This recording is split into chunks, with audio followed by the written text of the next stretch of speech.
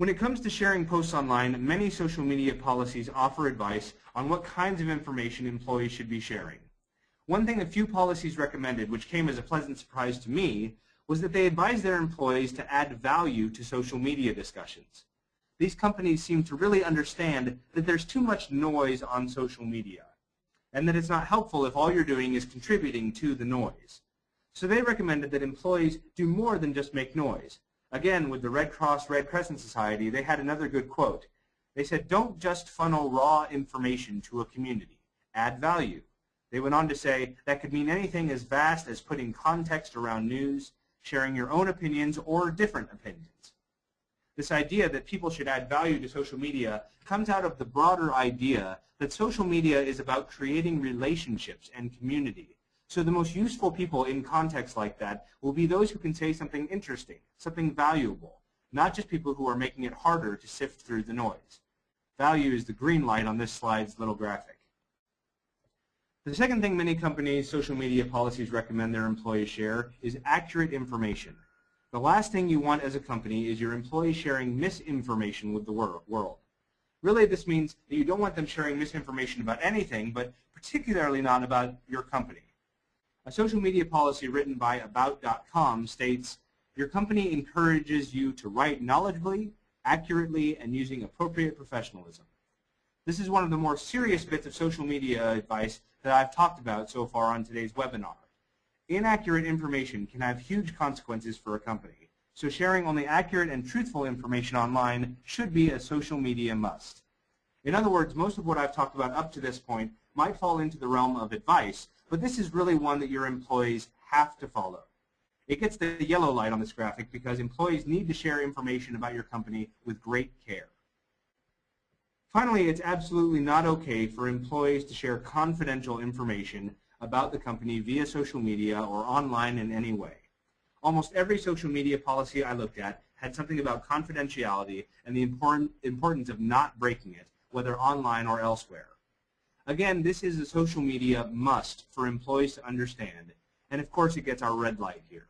Employees simply must not share confidential information online, and your social media policy should say as much.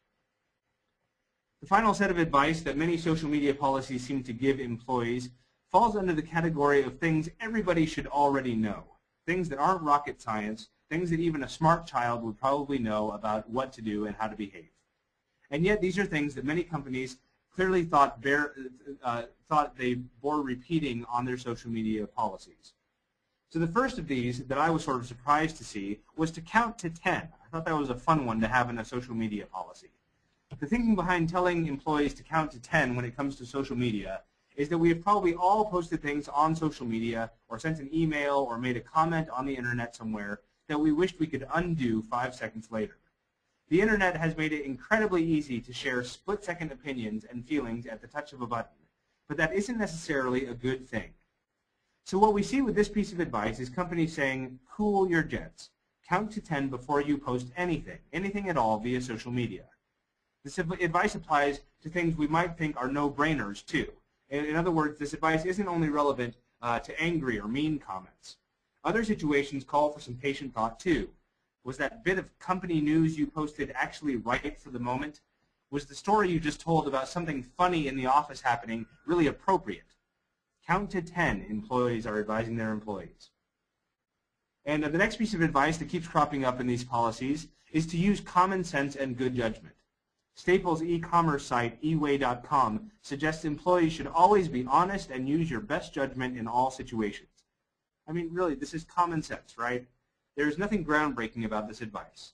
But there does seem to be an understanding from companies that include advice like this in their social media policies that on one hand, people do know how to behave. People know they should be comporting themselves in social media and elsewhere in certain ways. But on the other hand, social media, for some reason, tends to cloud basic, everyday good judgment. It's hard to say why social media has that effect. Maybe because it's so easy to use and so easy to connect with people and comment on things. Maybe it's because even though most often you know who you're interacting with via social media, it still feels more anonymous because the people you're interacting with are basically electronic profiles and not flesh and blood people standing right in front of you. It's hard to say why social media tends to cloud basic good judgment. But companies recommending that their employees use common sense or good judgment are in effect saying, look, you know how to be a mature and responsible person. Don't let the ease and allure of sites like Facebook, Twitter, or a string of blog comments or whatever take that away from you. Number 3 on this list of things people already know is that employees shouldn't be managing their social media sites on company time. Now, I've seen this one go a few different ways. Some companies are saying flat out that personal social media use is forbidden on work time, just as personal anything is forbidden on work time. Other companies are taking what might be a more realistic approach and saying that your personal social media use shouldn't interfere with your ability to do your job. These companies recognize that people are going to check their Facebook accounts at work, so they want to acknowledge that but also draw some lines around it. But the point here, whichever way you go, is that for employees this falls in the category of what they already know. They know that work time is time to be spent working, not engaged in personal activity. This means that social media at work is either a complete no-no or something to be personally regulated. Employees know this. This isn't news to anyone, so just make sure that your social media policy reflects that and mentions it. The next thing that many companies' social media policies urge is that employees simply follow existing company policies. This is often added to the very end of a social media policy as a way of saying, hey, just because we have this unique policy when it comes to social media doesn't mean that all of our other company policies have suddenly vanished for this area. Things like confidentiality, treating customers with respect, not doing too much personal stuff on company time, and so on are basic components of most organizations' policies, whether specifically addressing social media or not. It's helpful to remind employees in your social media policy that all company policies carry over into social media use as well.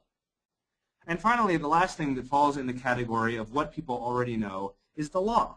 Many companies helpfully remind people that even when it comes to the seemingly virtual world of social media, the law of the land still applies.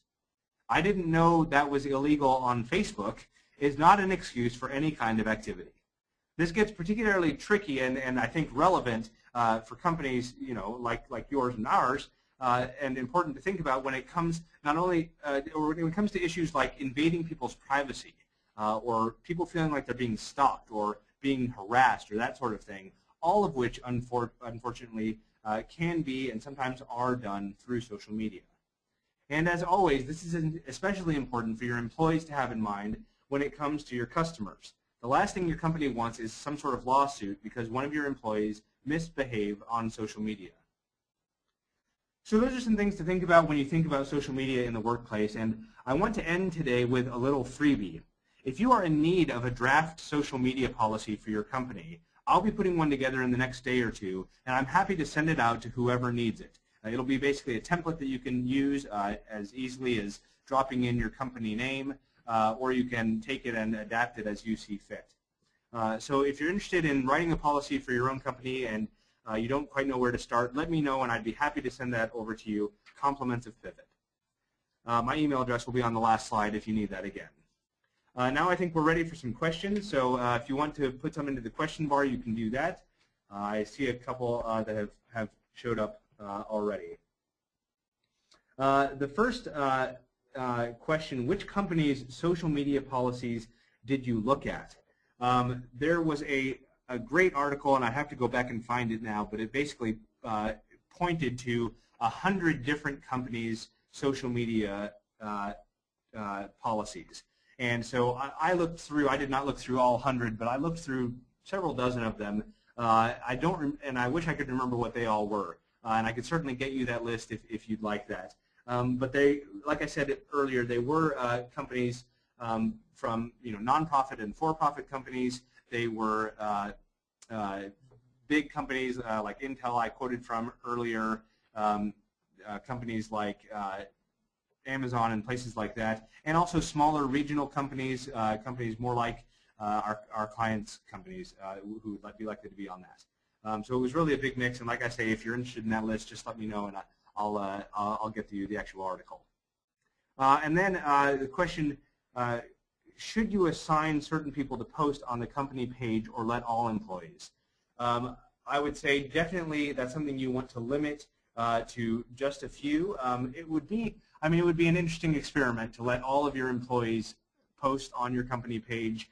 And for certain companies where their employees are really, it's really sort of a family feel, and your customers get to know a lot of the employees across your organization, it would be interesting to let everybody post on your page and identify themselves. What we've done at Pivot is that I do all of the posting on the Pivot Facebook page, as sort of the official Pivot posts. But Mark and Dave, our principals here at Pivot, both go on and write things on our page from time to time, things that are happening with them and things like that if people want to check it out. So that's another way to handle it. And that way, the official company posts sort of come out from the company, and then Mark and Dave are posting as themselves in that case. So that's it. I think that's all the questions we have. Go to the last slide here, and you can see my contact information. As always, the webinar slides are going to be available on our Facebook page in just a few minutes here, and the video will be there also. You can see the address for the Facebook page here. The next Straight Talk on Social Media webinar will actually be 3 weeks from now, not 2 weeks, because of a scheduling issue. So that'll be Friday, January 28th. And our focus is going to be Straight Talk for the little guy. I asked a lot of you for feedback recently, and heard from a lot of you that although it's great fun to hear about companies like Old Spice and Papa John's and big national companies like that, you also wonder, what's going on with smaller companies, maybe closer to the size of your own companies. So we'll look at that says Straight Talk for the little guy. That should actually be social media for the little guy, of course. But either way, Straight Talk on social media for the little guy. I'm flexible here. Anyway, so look forward to that next time, and again, that'll be in 3 weeks. We'll also have the next Straight Talk on Telco Marketing webinar the last Wednesday of this month, January 26th at 11 a.m.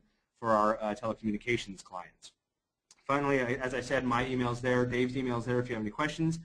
Again, thank you so much for joining us today. Remember to keep your media social and your talk straight.